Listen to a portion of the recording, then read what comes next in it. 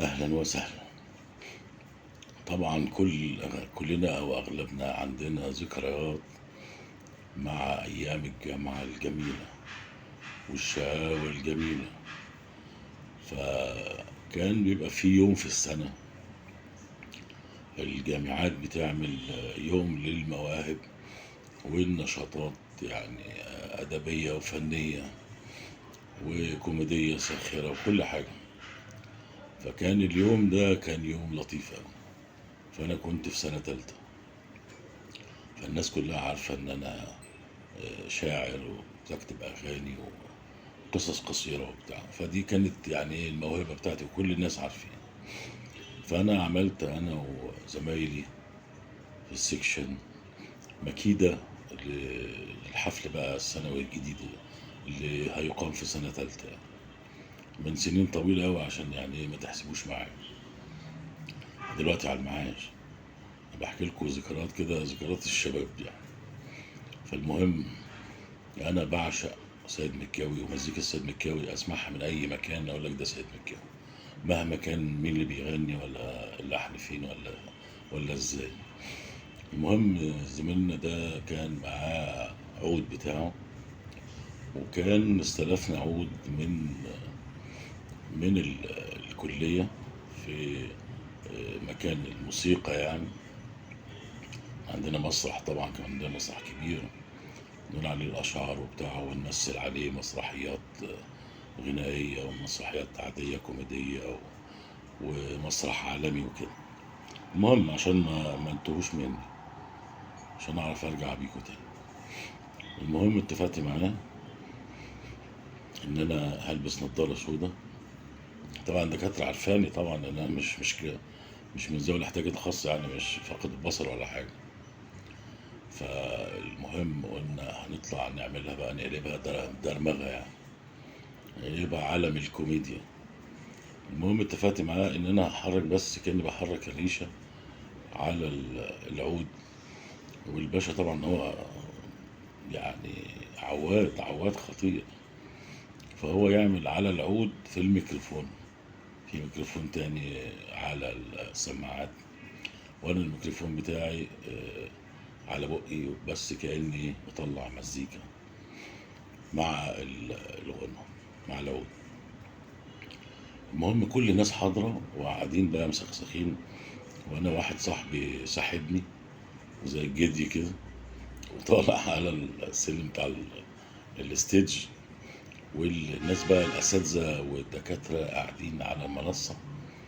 وبص هيموتوا من الضحك طبعا. الواحد عارفين ان هو مش ما بيشوف، بس هو بيقلد سيد مكاوي كويس أوي، أعمل كده وبتاع وأعمل كده على الحيطة، كأني على الحيطة يعني، بشوف طريقي يعني، بتلمس الطريق زي سيد مكاوي بالظبط. وأنا طبعا من عشاقه. فطلعت وقاموا جابوا لي كرسي وقعدت، والولد الزميل اللي طلعني قلت له شكرا يا حبيبي، كأن انا سيد مكاوي بالظبط يعني. وقلت لهم بقى ازيكم يا حبايبي، ما انا سيد مكاوي طبعا، عايزين نغني لكم ايه؟ اه دي اغنيه حلوه. اه انا اللي مختارها طبعا، هو مش سيد مكاوي اللي اختارها سيد مكاوي ما جاش. فاخترت اغنيه وحياتك يا حبيبي، ريح قلبي معاك. المهم بقى اتسلطنت انا وزميلي يعمل تن على العود، وانا بقى اعمل فيها سيد مكاوي، يقول وحياتك يا حبيبي ريح قلبي معاك. طبعا ما فيش صوت خالص. تعب الحب معايا وغلب الشوق، وياك وياك وياك. تحسبوش عليا الغنى ده. وما تسيبنيش ما تفوتنيش انا وحدي، ما تفوتنيش انا وحدي، وما تفوتنيش انا وحدي، افضل احايل فيك، ما تخليش الدنيا تلعب بيا وبيك. خلي شوية عليا وخلي شوية عليك، خلي شوية عليك، خلي شوية عليا وشوية علي. وبعدين قمت مفاجئهم كده، حلوة، والله حلوة. وقمت بقى ايه قاعد بتكلم معاهم بقى بايه في مسخرة يعني، يعني كأني سيد مكاوي، واقول لهم ايه يا حبايبي انتوا عايزين ايه. المهم دخل السيد نائب الجامعة، نائب رئيس الجامعة. طبعا ما يعرفنيش خالص، وتقريبا ما حضرش اي فعالية لاي احتفالات. فبعدين شاور عليا كده بصباعه، قال انا عايز الواد ده. فالدكاترة هلكانين من الضحك، عايز الواد الكفيف ده، انا محتاجه في مؤتمر ذوي الاحتياجات الخاصة، وخاص بالكفوف. فأنا بقى يعني غمست للدكاترة، وعايز أعيش الدور بقى مع نائب رئيس الجامعة. فبعدين قمت قايم، حد يجيبني، حد يوديني للسيد الدكتور. يا دكتور ده شرف ليا وللي جابوني إن سعادتك تختارني أنا من ضمن العجزة والكففة إني همثل الجامعة. والله.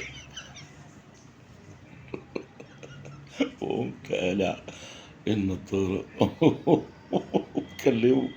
فقالوا له يا دكتور، الولد ده شاي شوية، وكان بيمثل دور المطرب الكبير سيد بكاوي، ومستلف النضارة ومستلف العود، وصاحبه قاعد في المدرج هو اللي بيعزف على العود.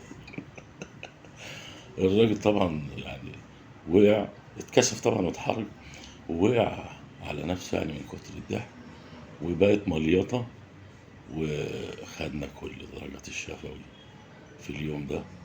كلنا قال العيال دي تستاهل انها ضحكتنا النهارده ضحك عمرنا ما ضحكناه، قاعدين مبلمين في محاضرات طول النهار والليل، ودول خرجونا واسعدونا، خرجونا من التعاسة والحزن والكآبة. العيال دي لازم تظبطوهم. مين بقى اللي بيقول؟ نائب رئيس الجامعة. فعلا اتظبطنا، وانا جبت اصلا مادة وطلعت بيها طبعا، وادوني درجات الرافعة، وكانت مليطة. كانت ذكريات بس جميلة. سلام.